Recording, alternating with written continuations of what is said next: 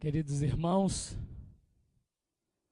companheiros do Ideal Espírita, integrantes da FEAC, no processo presente fisicamente, e os companheiros que integram numa presença sem estar fisicamente conosco pelas ondas da internet, que Jesus, esse inconfundível Mestre e Senhor, seja aquele farol a polarizar nossas atenções no sentido de encontrarmos com a divina luz, iluminando nossas consciências. É uma alegria muito grande podermos estabelecer uma conexão de coração para coração, buscando aquelas reflexões que devem nortear nossos passos, nortear o nosso encaminhamento diante da vida no cenário da redenção que todos nós precisamos atingir.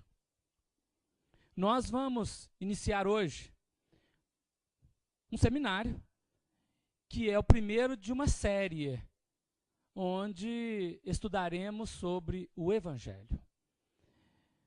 O momento atual do planeta pede, suplica o Evangelho como roteiro, para que todas as criaturas encontrem verdadeiramente aquele ponto decisivo e definitivo para a sua própria redenção.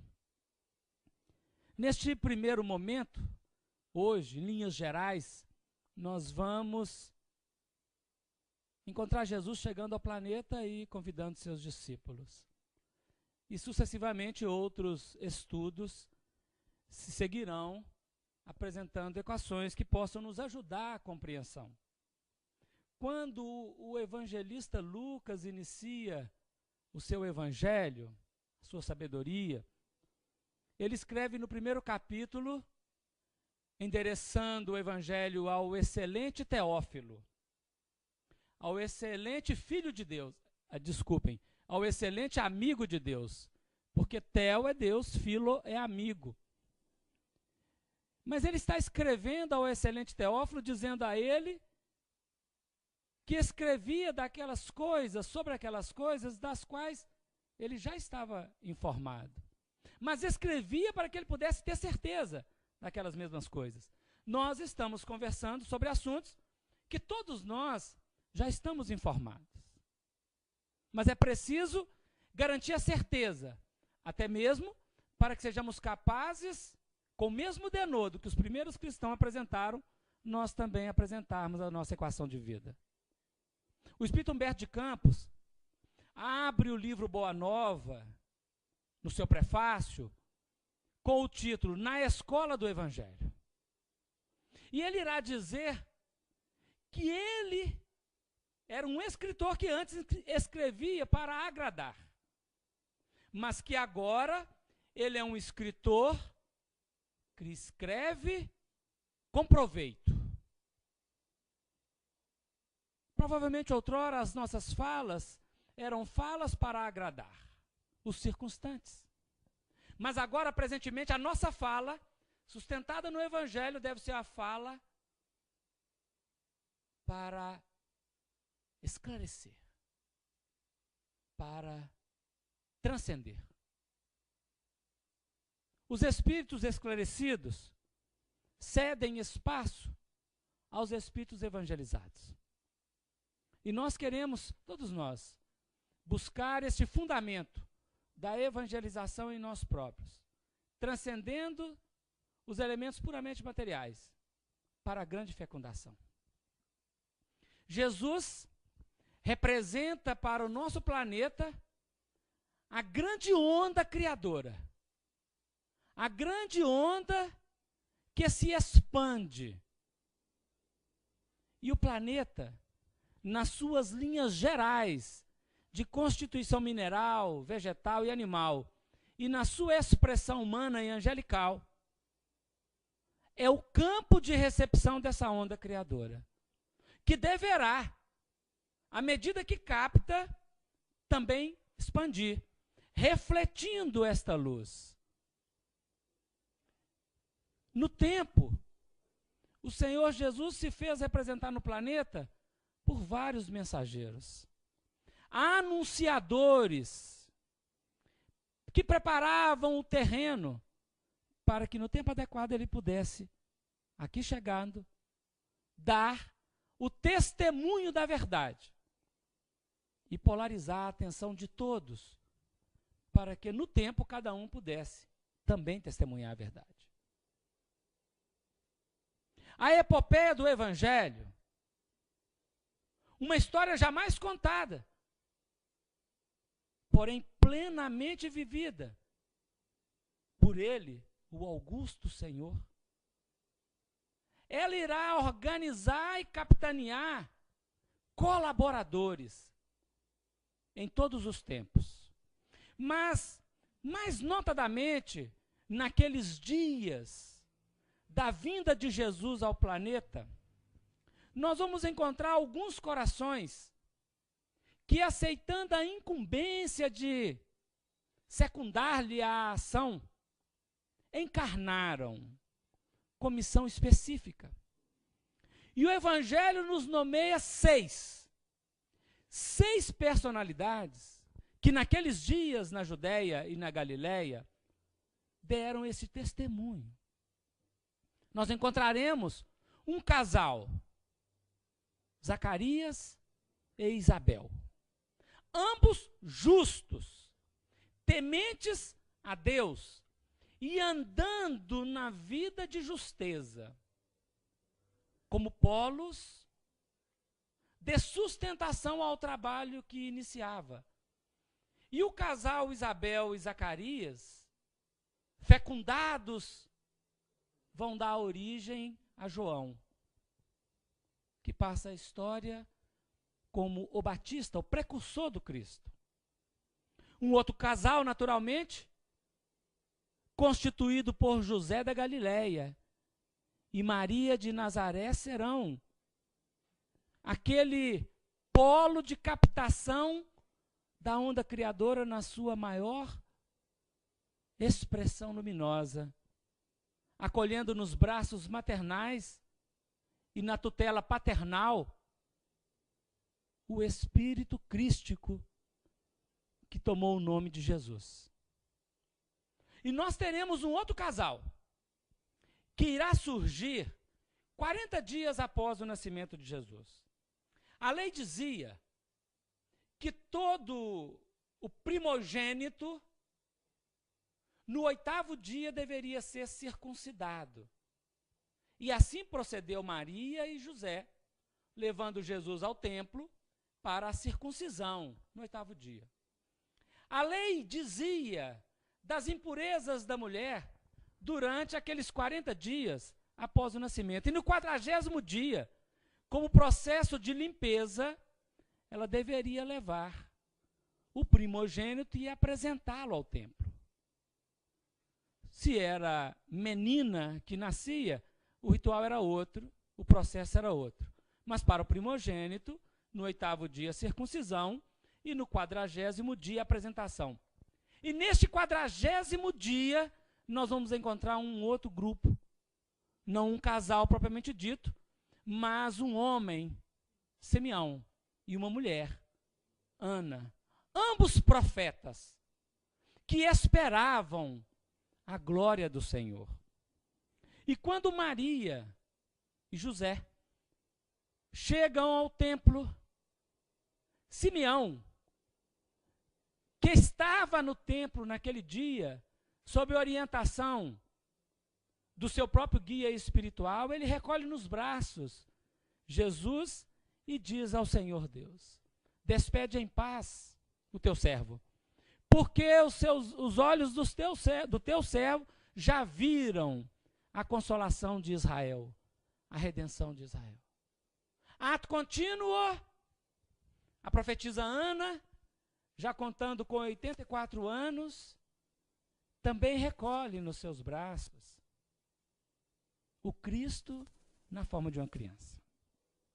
Essas 6 personalidades, 3 casais, serão aqueles polos, vigas de sustentação. Se nós estivéssemos falando de uma reunião mediúnica na qual o Cristo iria materializar no planeta para um período de tempo de trabalho. Estes 6 seriam médiuns, preparadores e de sustentação. E quem nos dá essa informação é o Espírito André Luiz, no livro Mecanismos da Mediunidade.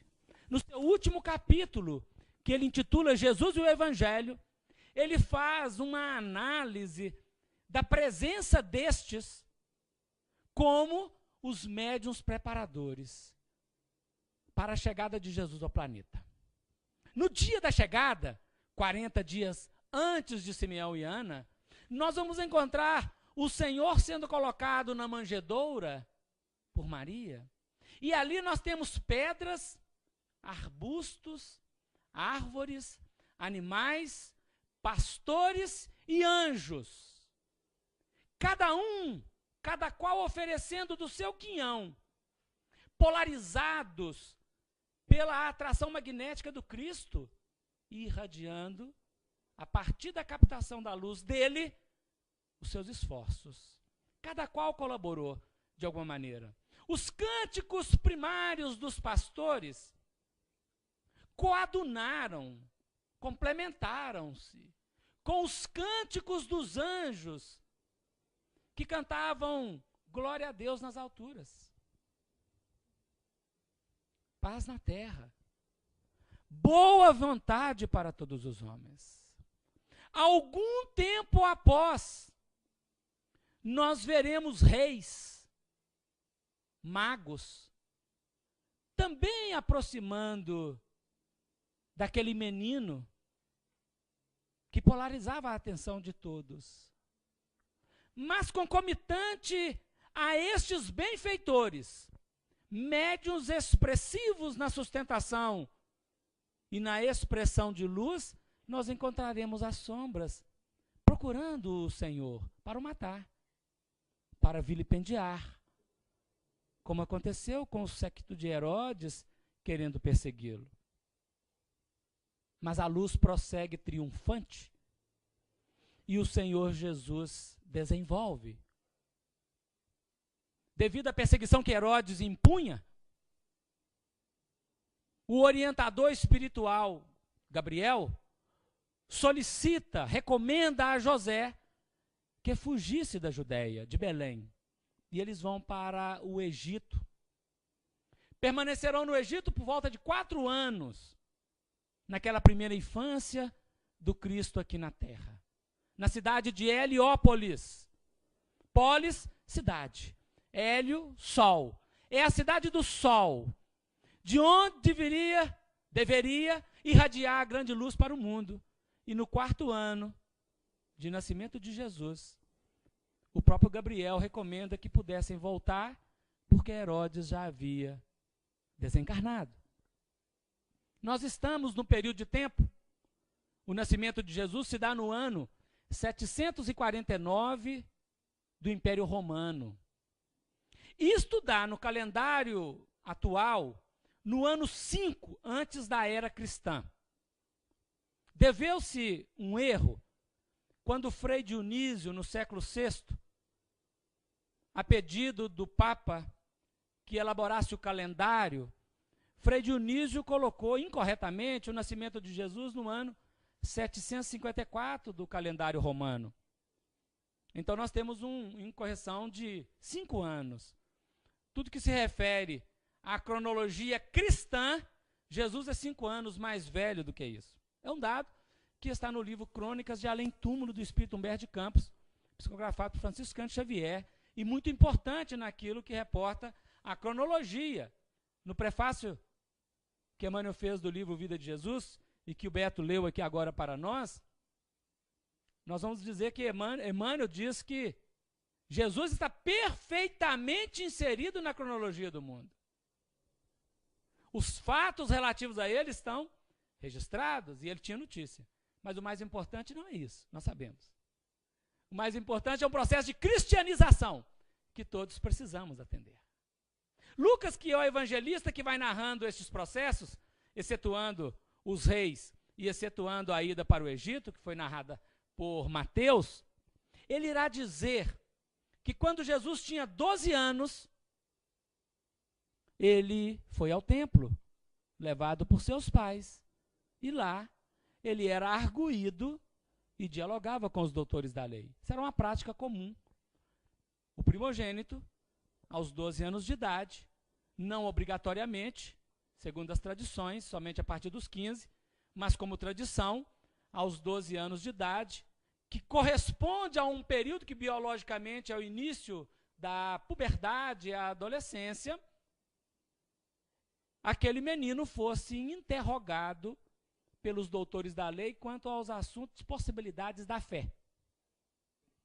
E Jesus comportou-se de maneira tão plena no diálogo com os doutores, que aconteceu dos familiares, terminado a festa da Páscoa, foi durante a Páscoa, Jesus tinha 12 anos, os familiares foram embora, ele ficou no templo.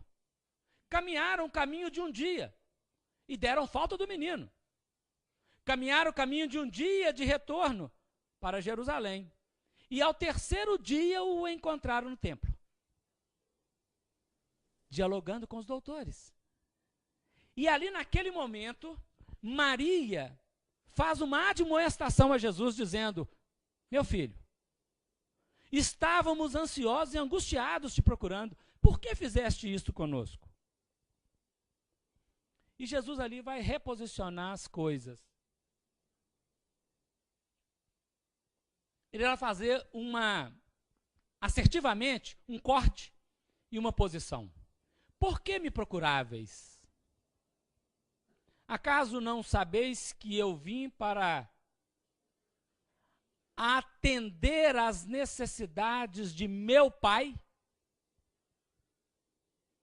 Ele faz um processo de rompimento, com 12 anos, definindo, não excluindo, que o processo dele era atender à vontade do Pai, reconhecendo a tutela que ele recebia deles, mas que ele tinha um compromisso. Um dos doutores da lei, chamado Eleazar,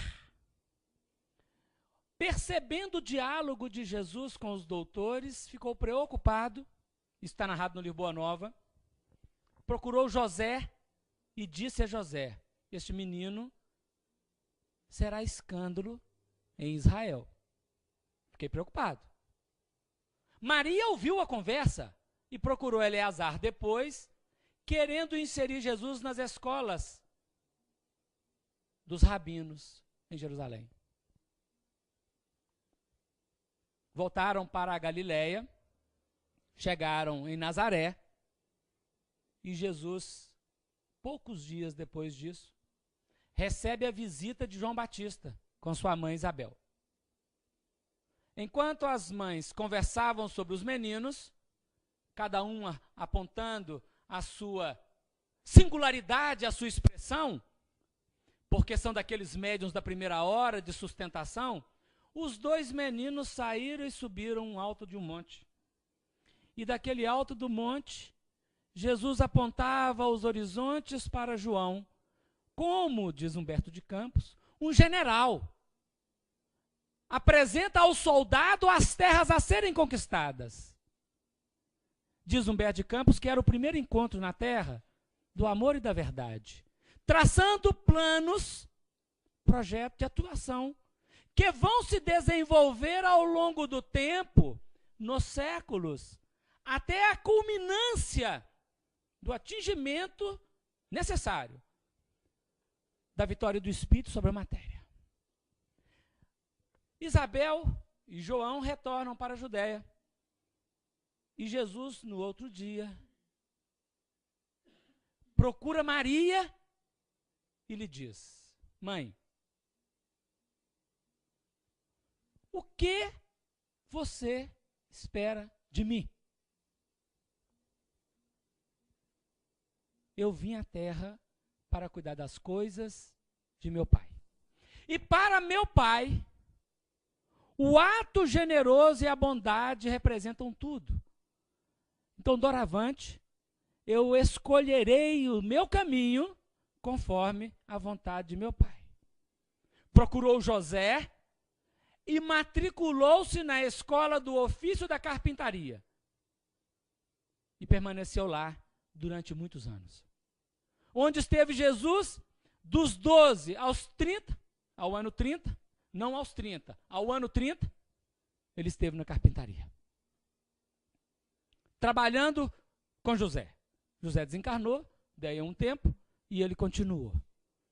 Muitas vezes, corações buscam encontrar Jesus na história, indo à Índia, indo ao Egito. Mas Emmanuel define para nós que o Senhor Jesus não tinha muito o que aprender aqui na Terra. Aliás, não tinha nada o que aprender aqui na Terra com os humanos. Ele é o grande fecundador. Nós todos é que temos que aprender com ele. E ele deu o testemunho da humildade na manjedoura, da simplicidade da obediência na fuga para o Egito, do reconhecimento da vontade de Deus no ato de ir ao trabalho, o ofício da carpintaria. E assim, a história do Evangelho não registra estes dias na carpintaria. Era um ofício comum, o adestramento, o preparatório. E Lucas narra que o menino crescia em sabedoria, em estatura e em espírito. No ano 30, se nós buscarmos a cronologia apresentada por Humberto de Campos, Jesus teria então 35 anos de idade. Nos primeiros dias do ano 30,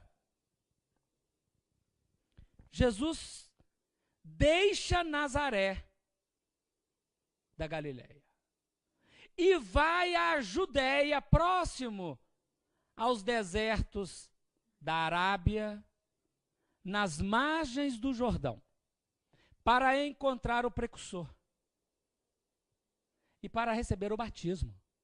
Os primeiros movimentos do Cristo com estes que, concomitante a ele, estiveram sustentando o seu trabalho, que são discípulos, que desde a primeira hora, antes da terra e após, permanecem com ele no trabalho. Jesus é batizado por João. Passado o batismo, Jesus permanecerá alguns dias com João no deserto inclemente das margens do Jordão, próximo à Arábia, em jejum e meditações severas que o Batista fazia, e Jesus compôs com ele. Então, Humberto de Campos nos esclarece aqui esse problema da tentação de Jesus no deserto. Jesus não ficou sozinho no deserto 40 dias. Ele estava, nós precisamos estudar para entender a simbologia dos 40 dias no deserto. Mas Jesus estava com João e os discípulos de João, em meditações profundas, nesses primeiros dias do ano 30, no nosso calendário seria janeiro, quando ele começava o seu trabalho messiânico. Jesus deixa esse deserto, atravessa a Samaria para chegar em Jerusalém. E aí é que agora eu peço licença, porque eu preciso de ler o texto, porque eu gostaria muito de ter os atributos da memória para falá-lo sem precisar ler, mas não tem. Já que não tem, faz o que é possível, não é mesmo? E o que é possível é ler de quem sabe, não é? Jesus, terminado esse momento ali com João, ele chega em Jerusalém. Humberto de Campos escreve assim, no capítulo 3 do Boa Nova, intitulado Primeiras Pregações, porque é muito bonito, todo mundo já conhece, mas nós precisamos cada dia mais sedimentar em nossa intimidade. Segundo parágrafo já. Sentado como um peregrino nas adjacências do templo, Jesus foi notado por um grupo de sacerdotes e pensadores ociosos, que se sentiram atraídos pelos seus traços de formosa originalidade e pelo seu olhar lúcido e profundo. Alguns deles se afastaram sem maior interesse. Mas Hanã, que seria, mais tarde, o juiz inclemente de sua causa, aproximou-se do desconhecido e dirigiu-se-lhe com orgulho. Galileu, que fazes na cidade? Passo por Jerusalém, buscando a fundação do reino de Deus, exclamou o Cristo com modesta nobreza. Reino de Deus? Tornou o sacerdote com acentuada ironia. E que pensas tu venha a ser isso? Esse reino é a obra divina no coração dos homens, esclareceu Jesus com grande serenidade. Obra divina em tuas mãos? Revidou Hanã com uma gargalhada de desprezo. E continuando as suas observações irônicas, perguntou: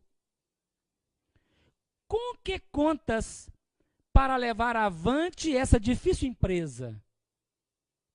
Quais são os teus seguidores e companheiros? Acaso terás conquistado o apoio de algum príncipe desconhecido e ilustre para auxiliar-te na execução de teus planos? Meus companheiros hão de chegar de todos os lugares, respondeu o mestre com humildade.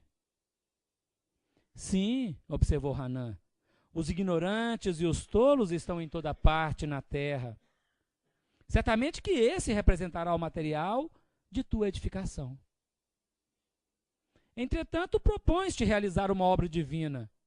E já vistes alguma estátua perfeita, modelada em fragmentos de lama?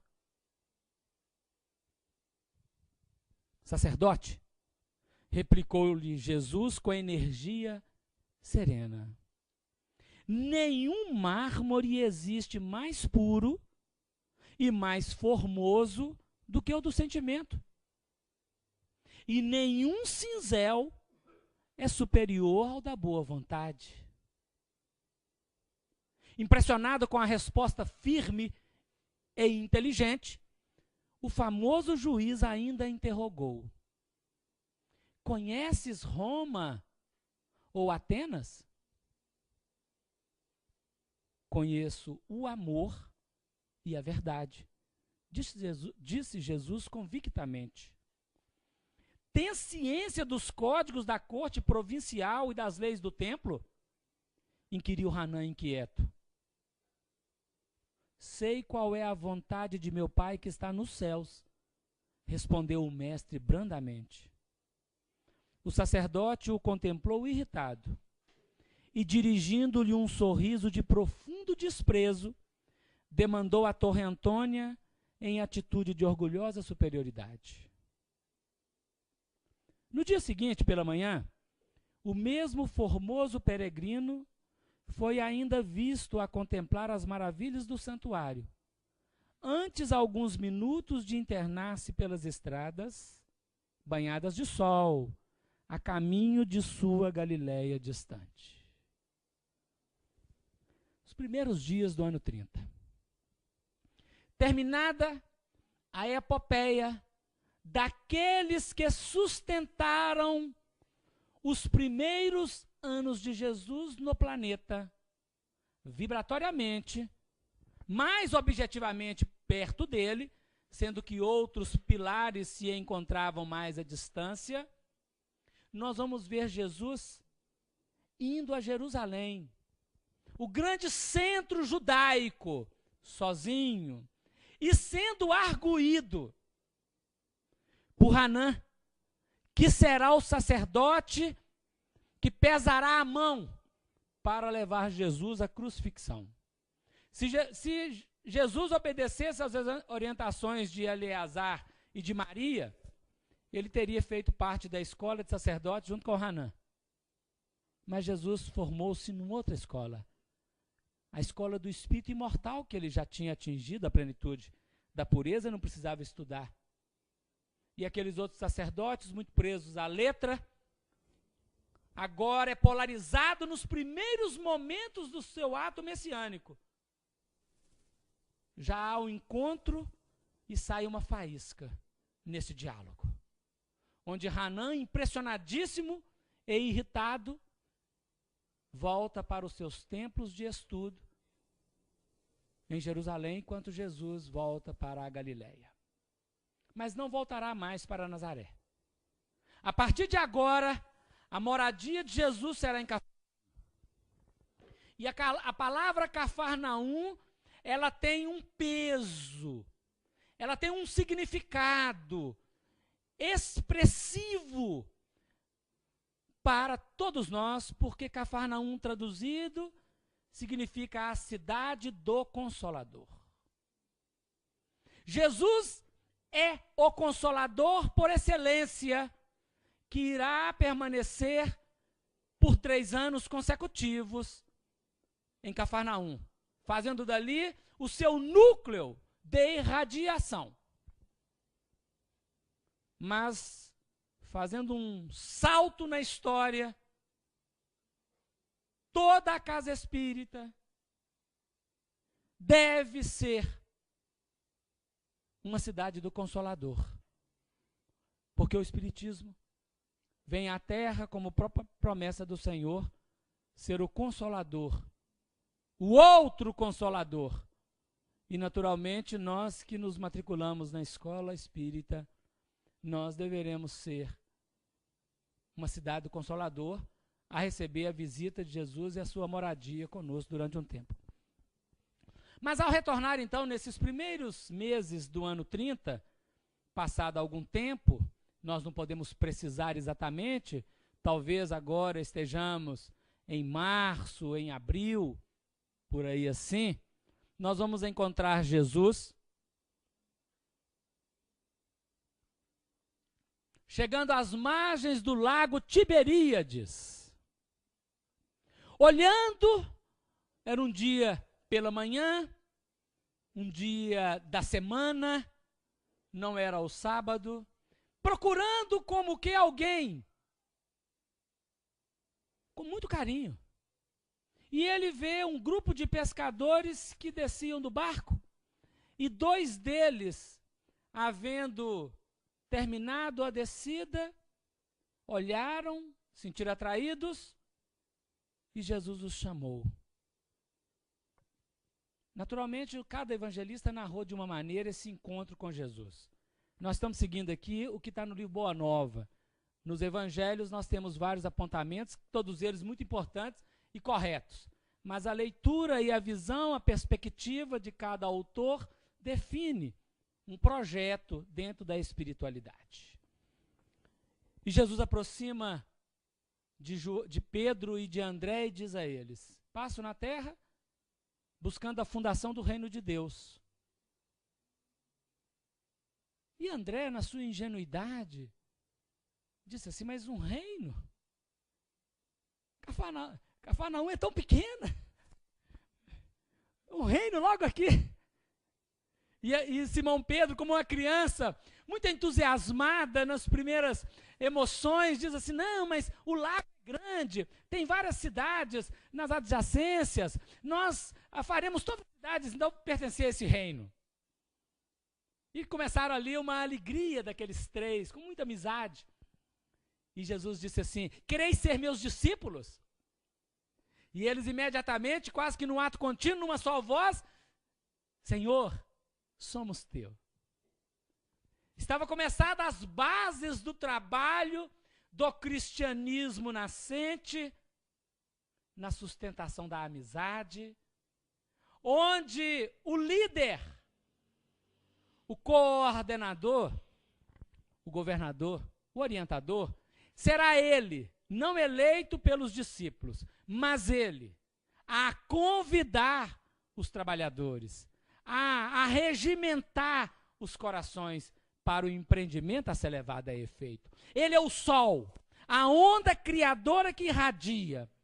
O discípulo é a lua, o campo de recepção da onda criadora,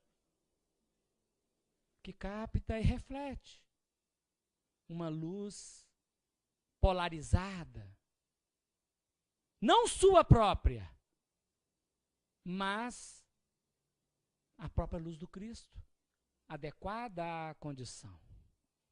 Os outros pescadores viram a cena dos três abraçados e rindo e fizeram brincadeiras pilhérias, como é comum em qualquer lugar. Mas Jesus começa a andar com Pedro e com André, e um pequeno grupo de curiosos e os outros pescadores seguem-se-lhe. E eles vão até a casa de Simão Pedro, porque lá Jesus iria fazer o seu pouso, a sua morada. E lá naquele dia, ele lança os fundamentos do seu plano de trabalho. Primeiro momento. Antes de chegar à casa de Simão Pedro, me saltei, escapuliu aqui. Antes de chegar à casa de Simão Pedro, passou na intendência de Antipas, Herodes Antipas, filho de Herodes o Grande. E lá estava Levi, o cobrador de impostos.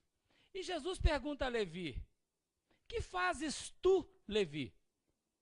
E Levi, admirado porque ele era colega de infância de Jesus, ele era primo de Jesus, primo irmão de Jesus. Então ele conhecia Jesus desde menino. E Jesus sabia muito bem o que ele fazia. Ele era cobrador de impostos lá em Cafarnaum.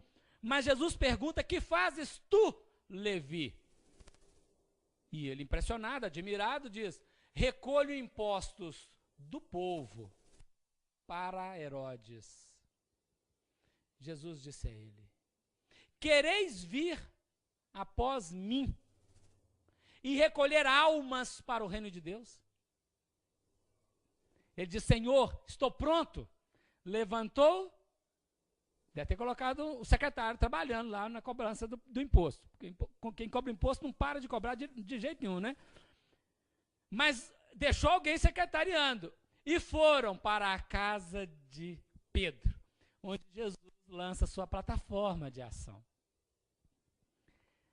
Terminado esse momento, à tarde, na praça pública, reúne uma pequena multidão. E Jesus dialoga com essa multidão, apresentando agora para o povo todo o seu plano de ação. E dentre o povo, 2 estavam ali, que também estavam na casa de Pedro, e que acompanharam bem proximamente, e que no outro dia, não neste, segundo Humberto de Campos, Jesus os convidou para o trabalho.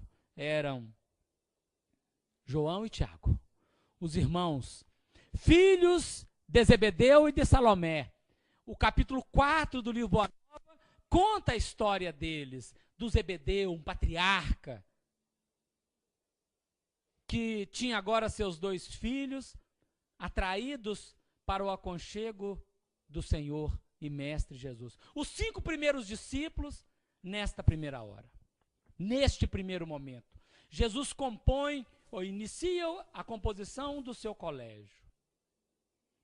Ele irá, mais alguns dias, convidar outros 7, que irão compor os 12 primeiros discípulos. Nós hoje vamos, assim, ligeiramente falar algumas questões. No próximo encontro nosso, nós iremos falar da personalidade desses 12, depois terão 72, depois serão 500. Mas isso são cenas do próximo seminário. Porque senão nós esgotamos o assunto, não é mesmo? Então vamos voltar. Destes 12 discípulos do primeiro momento de Jesus, no ano 30, iniciando o seu trabalho, 10 deles eram pescadores. Levi, que seria depois Mateus, o apóstolo Mateus, o evangelista Mateus, Levi era cobrador de impostos, nós já vimos. E Judas Iscariotes, ele destoava um pouco dos outros 11, porque ele era judeu, os outros todos eram galileus, e tinha o Simão Cananita, que veio morar lá na Galileia, e era pescador também. Mas o Judas Iscariotes, ele era comerciante, era judeu da cidade de Iscariotes, e vendia quinquilharias. Então, no seu comércio, ele vendia peixes. Os discípulos, esses 12, que tinham outros, né, vários, pescavam e repassavam seus peixes para Judas, que vendia na sua loja, na sua venda. E a relação entre eles, os 12 primeiros, não era uma relação muito amistosa, muito fraterna. Eles gastaram algum tempo para adequarem-se neste trabalho coletivo. Jesus estava lapidando aqueles corações para que no tempo eles pudessem dar o testemunho. Dos 12, os 10 pescadores, diariamente, e mais do que diariamente, o dia inteiro eles estavam com Jesus, porque eles iam pescar, Jesus estava com eles. Eles terminavam de pescar, estavam lavando a rede, Jesus estava com eles. Ia fazer uma palestra na casa de Simão Pedro, ou em qualquer lugar que seja, eles estavam juntos. Porque o ofício da pesca dava a eles esta liberdade. Levi e Judas Iscariotes diariamente se reuniam ao grupo, sempre após o expediente. Me parece que o expediente lá terminava às 16 horas. Está melhor que nós, né?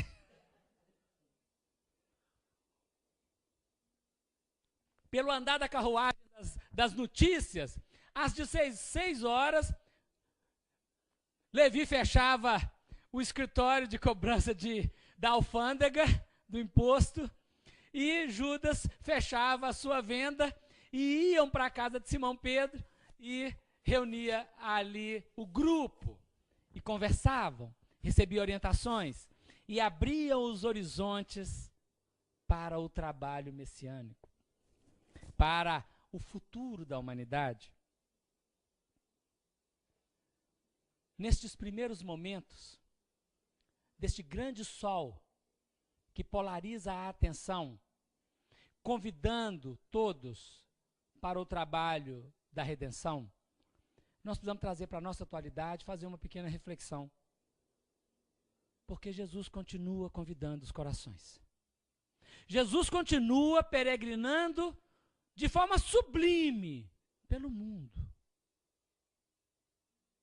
atraindo a atenção de todos, uns admirando, outros questionando, outros reprovando, outros amaldiçoando, cada qual correspondendo ao que tem dentro, na sua intimidade.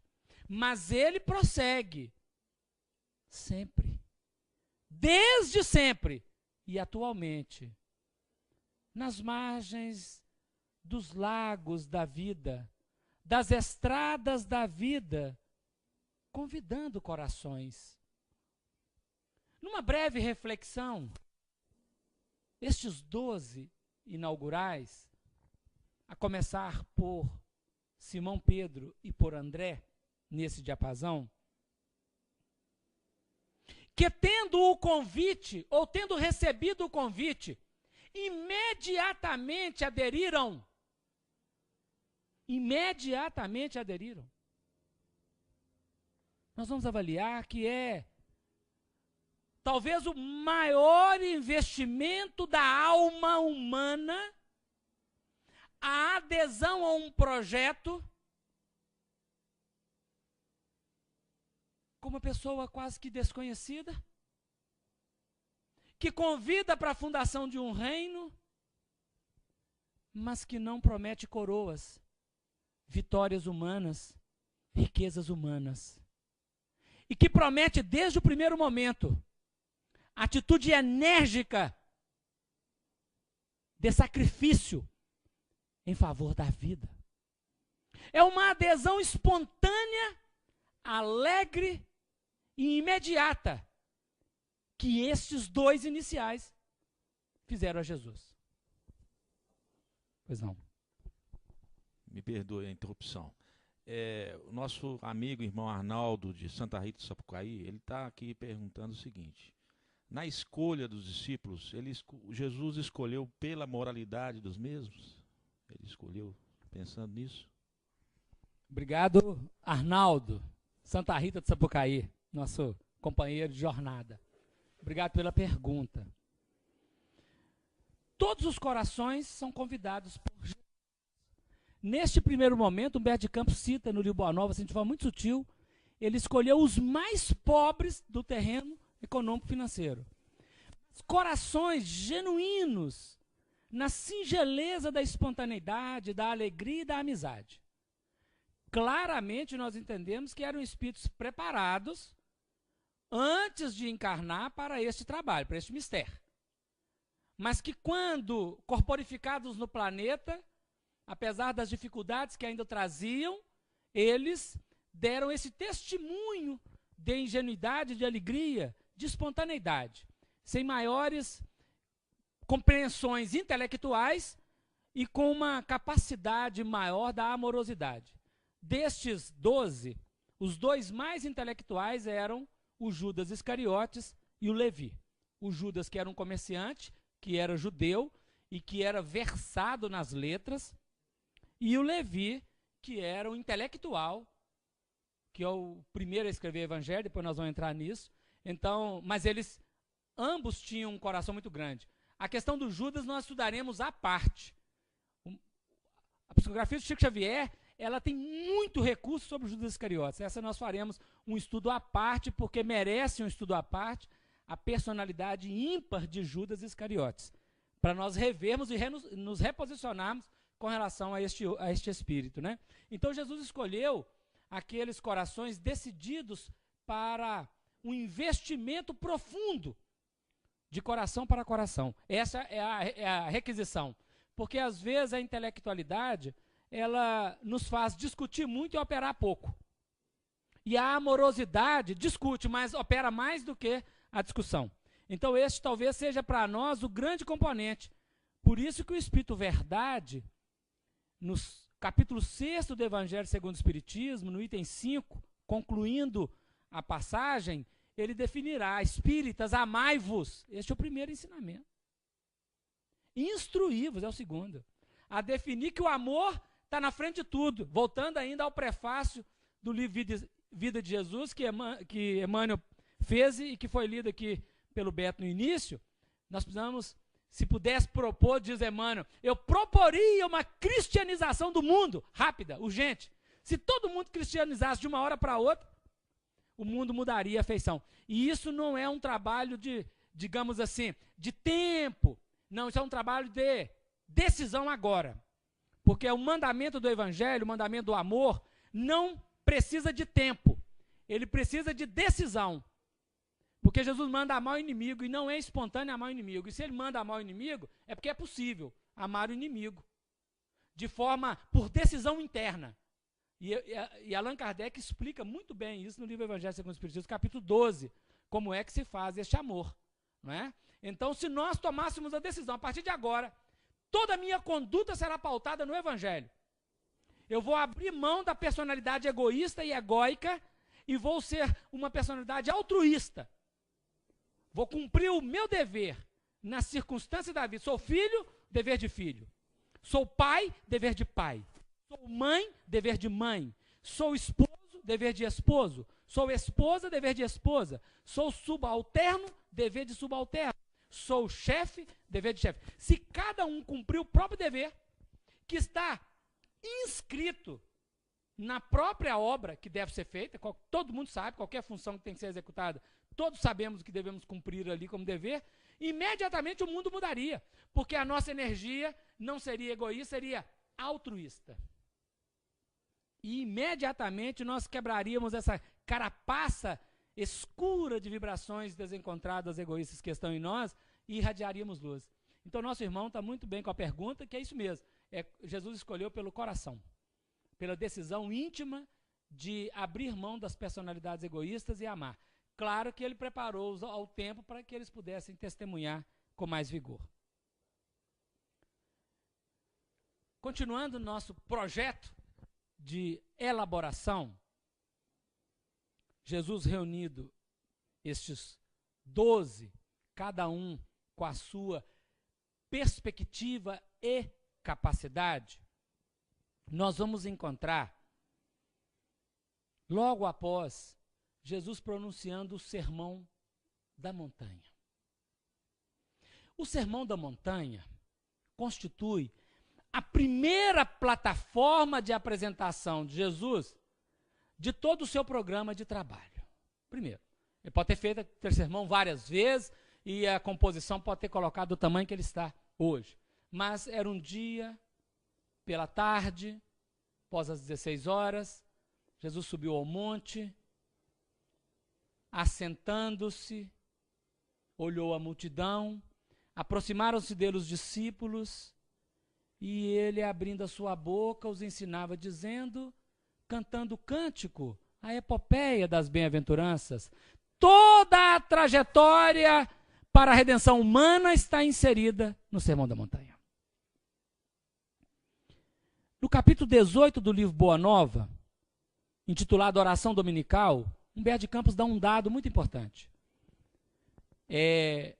A prece dominical, a oração do Senhor, Domini, dominical, Domini, Senhor, ela, assim que Jesus terminou de proferi-la, Levi, que é o Mateus, registrou, ele anotou, imediatamente. É o primeiro registro de uma fala de Jesus feito por um dos seus discípulos. E Levi, que era versado nas letras, era também judeu, que frequentava a sinagoga, que lia na sinagoga, que comentava. Ele era cobrador de impostos, ele tinha que fazer registros, tinha que fazer a contabilidade do que ele recebia. Levi trouxe isso para aquele primeiro momento e começou a registrar em tempo real alguns dos fatos de Jesus.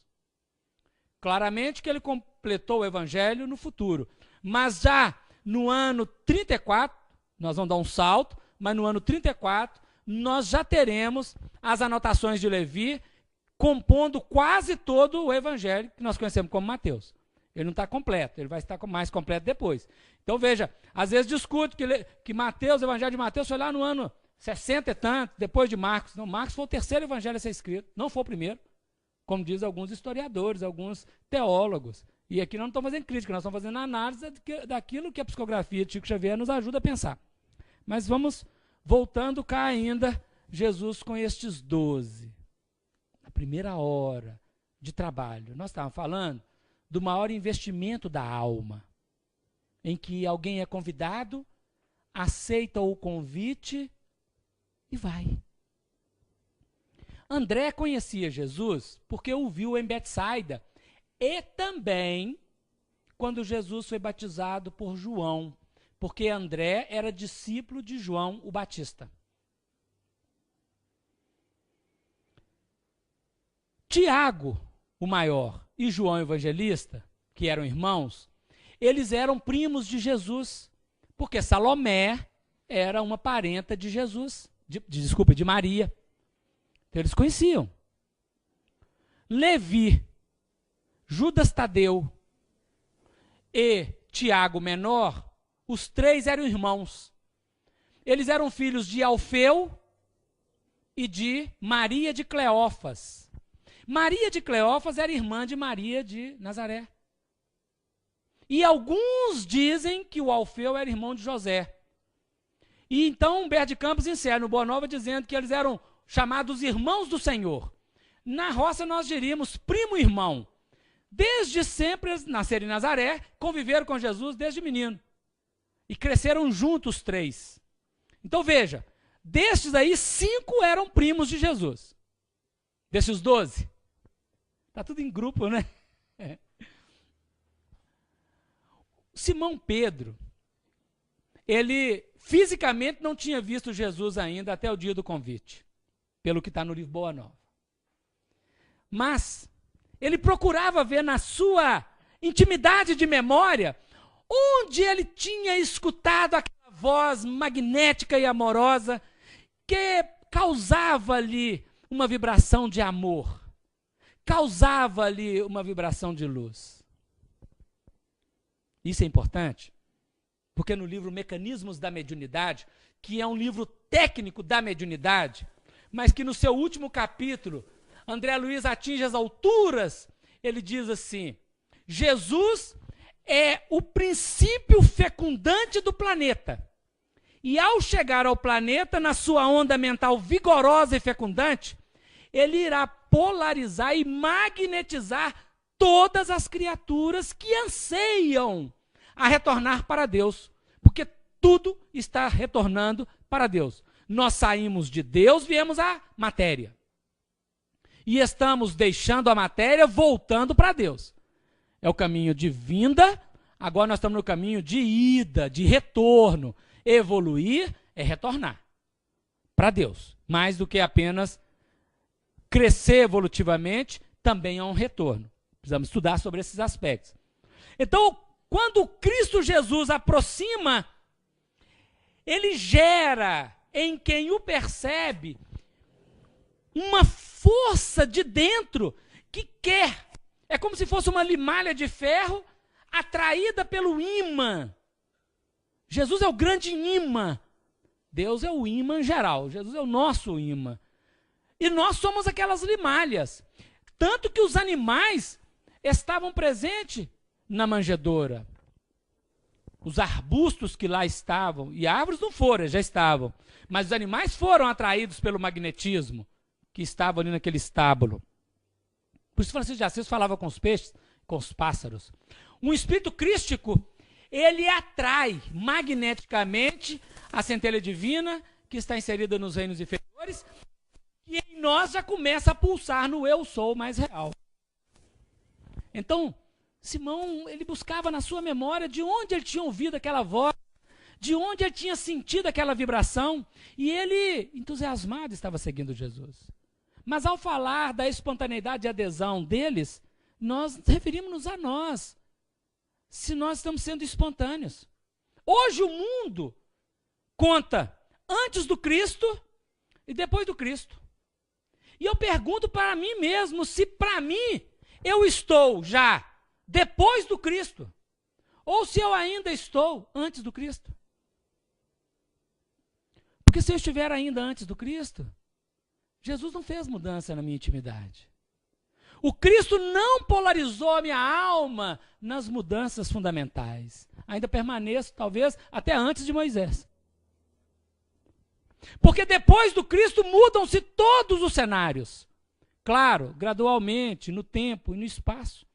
Então a pergunta para todos nós é se já somos capazes de nos reconhecer individualmente depois do Cristo, em nós. Não cronologicamente, sociologicamente. Isso é da história humana. Nós queremos agora no ponto de vista espiritual, íntimo. Nos lances da preparação dos discípulos, nós vamos encontrar Jesus em abril, entre os dias 2 e 3, crucificado. Preso, crucificado e ressurgindo. Preso dia 1º, crucificado dia 2, ressurgindo dia 3 de abril do ano 33. Então nós temos 4 anos de trabalho, não são 3. Nós temos de abril do ano 30 a abril do ano 31, primeiro ano. Começou em janeiro, mas começa com os discípulos em abril. Abril do ano 31 a abril do ano 32, segundo ano. Não são 3 anos, né? Do ano 33, abril do ano 33, do ano 32 ao 33, terceiro ano completo. 3 anos de trabalho. 4 aqui, desculpa, foi um erro da nossa parte na fala. 3 anos integrais de trabalho messiânico. Expira, ressurge, confirma e encaminha os discípulos para a pregação no mundo. Depois desses dias do ano 33, no ano 34 surgirá uma figura que vai fecundar o coração dos discípulos, que estavam fecundados, mas que precisavam ser polarizados numa nova fecundação, que é o Gesiel, que se torna Estevão, e que será assassinado, apedrejado, a mando de Saulo de Tarso. Este mesmo Saulo, daí a 2 anos, no ano 36, em janeiro, no dia 25, segundo a cristandade, a tradição, ele, em angústia profunda, o coração estava aprisionado de angústia, a onda mental permanecia ensimesmada de dor. Meio-dia, sol escaldante do deserto, caminho de Damasco. O Cristo se faz presente com uma luz mais brilhante do que a luz do sol. Ele cai da montaria, reconhece a autoridade e indaga: quem és tu, Senhor? Ele disse: eu sou Jesus, a quem tu persegues. Duro será para ti recalcitrar contra o aguilhão. E ali começará uma epopeia do grande campeão do evangelho, daquele que, aderindo neste momento, não aderiu no primeiro, aderiu agora, ele irá ser o fecundador para os gentios, para os outros povos além do judaísmo. Porque os discípulos do Cristo vão se fazendo ao longo do tempo. Cada um desperta na sua equação de tempo e, ao despertar, prossegue.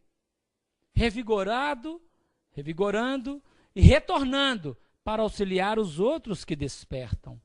E assim sucessivamente, Saulo, que vai se tornar Paulo, talvez nós teríamos um seminário para falar somente dele, merece, né? Por mais que se fale, não esgota nenhum assunto.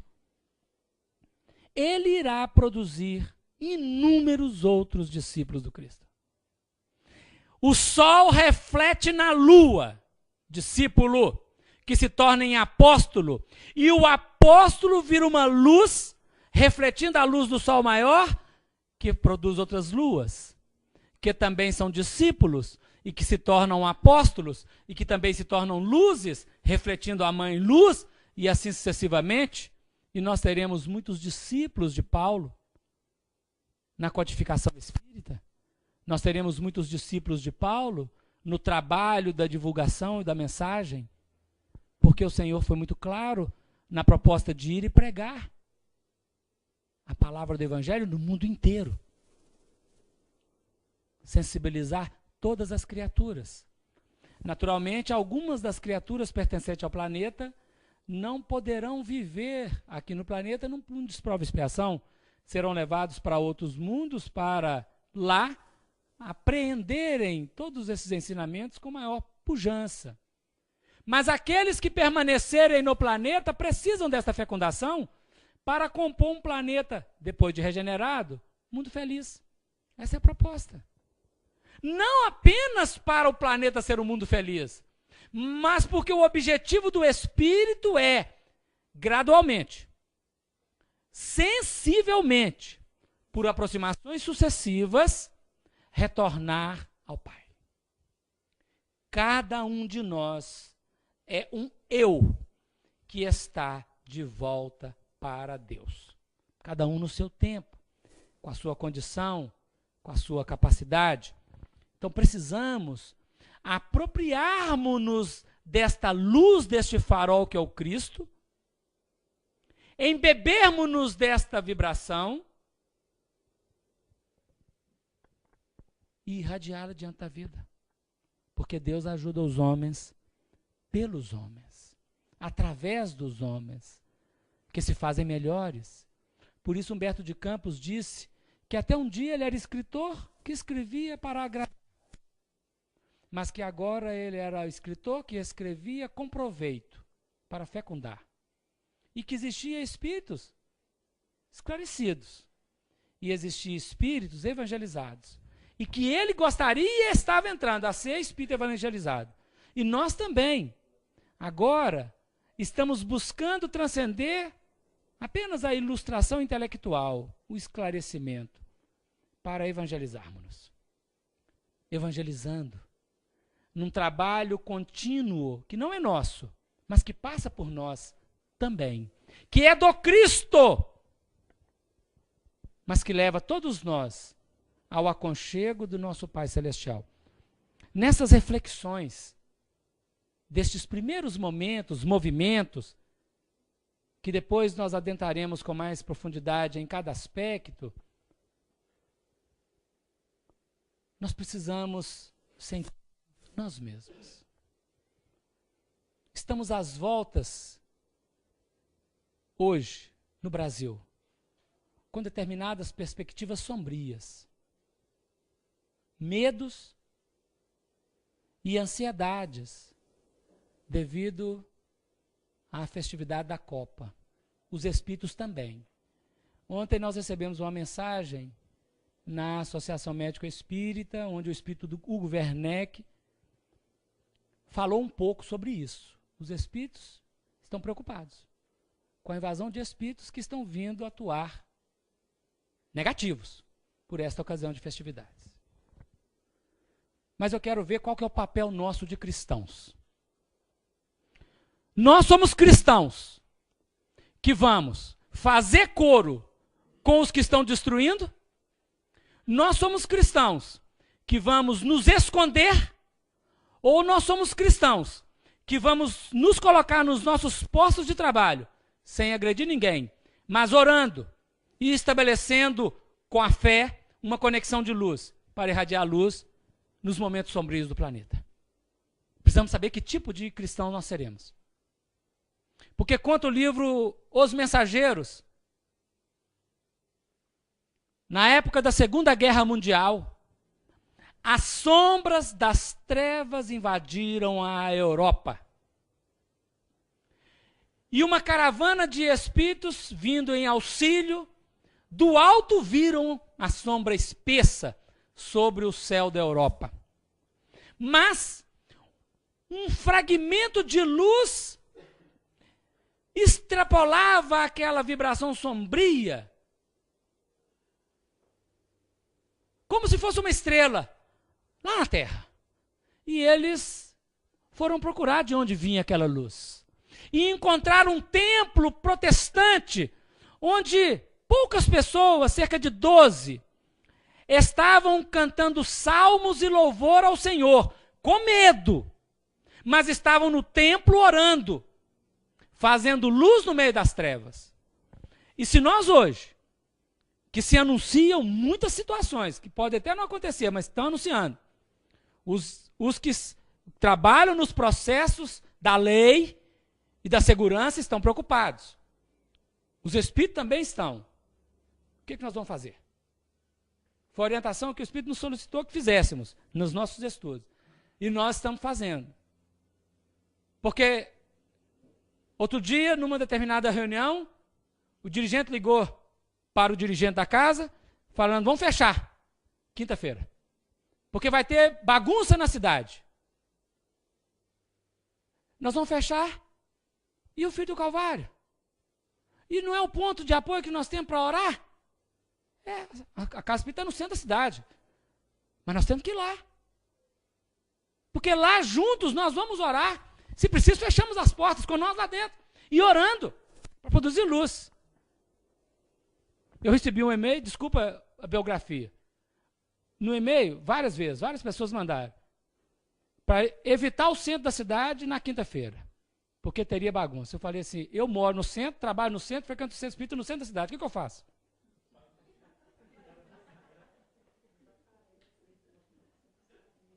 E os outros irmãos, como é que eles vão fazer? Deixar a cidade deserta? Então, talvez não seja esse o que nós queremos aqui agora, porque nós vamos falar ainda, gente. O João de Cleófas, descendente de Maria de Cleófas, que era irmã de Maria de Nazaré, ele saiu da Judéia no ano 58 em caravana de palestras e foi para Roma fazer uma palestra. Reuniu 200 corações nas catacumbas. Eu não sei se a gente está disposto a ir para a catacumba de novo. É preciso saber se nós somos cristãos que queremos ir para a catacumba. E foram 200. E os 200 foram presos. E só um entre os 200 não morreu. A escrava Ana, que vestiu as vestes da senhora Lívia e saiu incólume. Os outros 199 foram comidos por leão. Não vai ter leão nesse negócio, não é? Mas eu quero saber se nós cristãos estamos dispostos ao testemunho. Testemunho aqui, não é ir para a batalha, para guerrear, não. Testemunhar é manter nosso grupo coeso em prece. Se estivermos em casa e formos acessar a rede social, será que nós vamos fazer mais coro aos que estão criticando ou nós vamos propor o evangelho? Paciência, tolerância, resignação, coragem, fé. O que é que nós vamos escrever? Qual será a nossa postura? Eu não estou aqui como legislador de consciência de ninguém, pelo amor de Deus, estou fazendo uma reflexão. Porque às vezes nós, hoje, saindo dos sacerdócios, nós somos muito autônomos a espalhar ideias e ondas nas redes sociais. E a nossa palavra vai para muitos lugares. O que é que nós estamos escrevendo? O que é que nós estamos propagando? É preciso avaliar. Porque às vezes, numa palavra dessa, de crítica a um determinado governo, a outro governo, ou a um cenário, nós vamos irradiar ondas fazendo coro aos destruidores. Nós queremos agora, concluindo o nosso trabalho, convidar todos os irmãos, onde nós estivermos, somos do Cristo. E todos nós que somos do Cristo, somos construtores. Não fomos chamados à destruição. Fomos chamados à construção de uma nova era, a começar dentro de nós. Dentro da possibilidade de cada qual, reunidos em preces, convictos de que estaremos fecundando, a partir de nós, outros. Os primeiros cristãos deram um testemunho, todos nós conhecemos. Chegou a nossa vez. Não mais o circo, não mais o sangue, não mais leão. Não mais guerra. Mas o testemunho da fraternidade, da cooperação, do colaboracionismo, do fazer luz, onde a dúvida ou a malversação ou outra expressão menos feliz surja. Sem querer também entrar no mérito de nenhuma consciência, porque nós não somos colocados para isso. Mas nós podemos ser aquele ingrediente que traz um outro polo de observação. Jesus veio pôr fogo na terra. E o que ele mais queria é que o fogo acendesse. Mas não o fogo da discórdia, o fogo da controvérsia, nem o fogo da revolta. O fogo da purificação, da transformação. O fogo que queima palha e que faz do grão pão para nutrir todos os corações. É este fogo que nós precisamos fazer. Estudar sobre os discípulos não é contar história. É buscar no exemplo de quem foi antes de nós a referência de como nós devemos ser após aqueles que honraram o convite e foram antes de nós. Então nós que estamos agora no nosso momento, sejamos capazes de no nosso posto de trabalho, onde estivermos, dizemos: Senhor Jesus, estou pronto, seguirei contigo, para onde for. Muita paz, irmãos. Muita paz a todos que estão nas redes da internet. Que Deus abençoe cada um, abençoe cada coração aqui. Sejamos felizes na busca das vitórias espirituais. Devolvemos a palavra ao nosso coordenador. Amigo. Te agradece o nosso irmão do coração, Afonso, pela